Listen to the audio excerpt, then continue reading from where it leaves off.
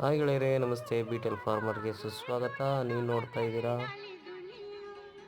Dragon fruit flower cutting.